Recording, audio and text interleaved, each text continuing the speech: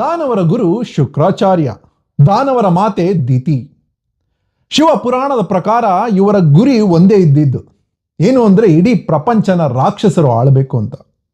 ಅದಕ್ಕೋಸ್ಕರ ದೇವತೆಗಳ ವಿರುದ್ಧ ಅನೇಕ ಯುದ್ಧಗಳನ್ನು ಮಾಡಿದ್ರು, ಅನೇಕ ರಾಕ್ಷಸರನ್ನ ಸೃಷ್ಟಿ ಮಾಡಿದ್ರು, ಅನೇಕ ರೀತಿಯ ವರಗಳನ್ನು ಕೂಡ ಪಡ್ಕೊಂಡಿದ್ರು. ಆದರೆ ಯಾವುದು ಫಲ ಕೊಡಲಿಲ್ಲ.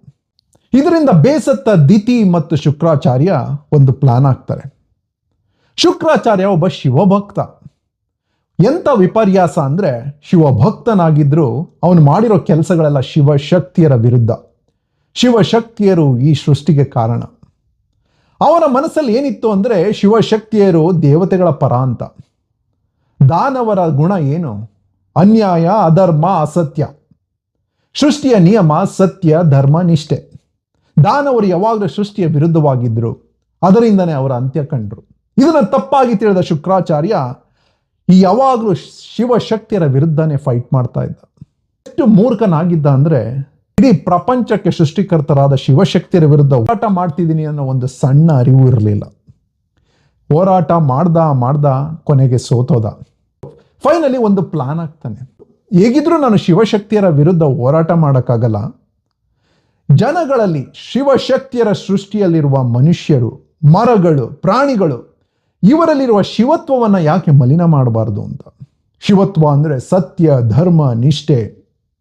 ಈ ಮನುಷ್ಯರಲ್ಲಿರುವ ಈ ಶಿವತ್ವವನ್ನು ಮಲಿನ ಮಾಡಿದ್ರೆ ನಾನು ಗೆದ್ದಂತೆ ಅಂತ ಒಂದು ಪ್ಲಾನ್ ಆಗ್ತಾನೆ. ಅದಕ್ಕೋಸ್ಕರ ಒಂದು ಯಜ್ಞ ಮಾಡ್ತಾನೆ.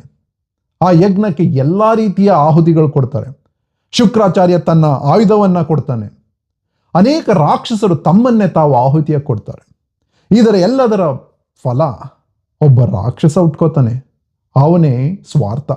ಇವನು ಬರೀ ರಾಕ್ಷಸ ಮಾತ್ರ ಆಗಿರಲಿಲ್ಲ, ಇವನು ಇಡೀ ಪ್ರಪಂಚದಲ್ಲಿ ಸ್ವಾರ್ಥ ಭಾವನೆಯನ್ನು ತುಂಬುವಂತ ರಾಕ್ಷಸ ಆಗಿದ್ದ. ಅನೇಕ ದೇವತೆಗಳು, ತ್ರಿಮೂರ್ತಿಗಳನ್ನ, ಶಿವಶಕ್ತಿಯರನ್ನು ಕೇಳ್ತಾರೆ, ಈ ಯಜ್ಞನ ನಾಶ ಮಾಡಿ, ಇದು ಒಳ್ಳೇದಲ್ಲ ಅಂತ.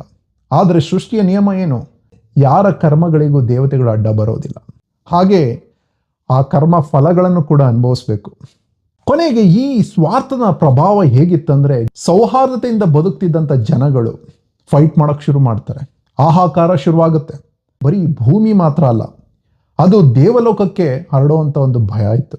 ಆಗ ದೇವತೆಗಳು ಶಿವಶಕ್ತಿಯರನ್ನು ಕೇಳ್ಕೋತಾರೆ, ನಮ್ಮ ದೇವಲೋಕನ ರಕ್ಷಿಸಿ, ಭೂಮಿನ ದೂರ ತಳ್ಳಿ ಅಂತ. ಆದರೆ ಶಿವಶಕ್ತಿಯರು ಸೃಷ್ಟಿ ಮಾಡಿರುವಂಥ ಭೂಮಿ ಅಲ್ವಾ,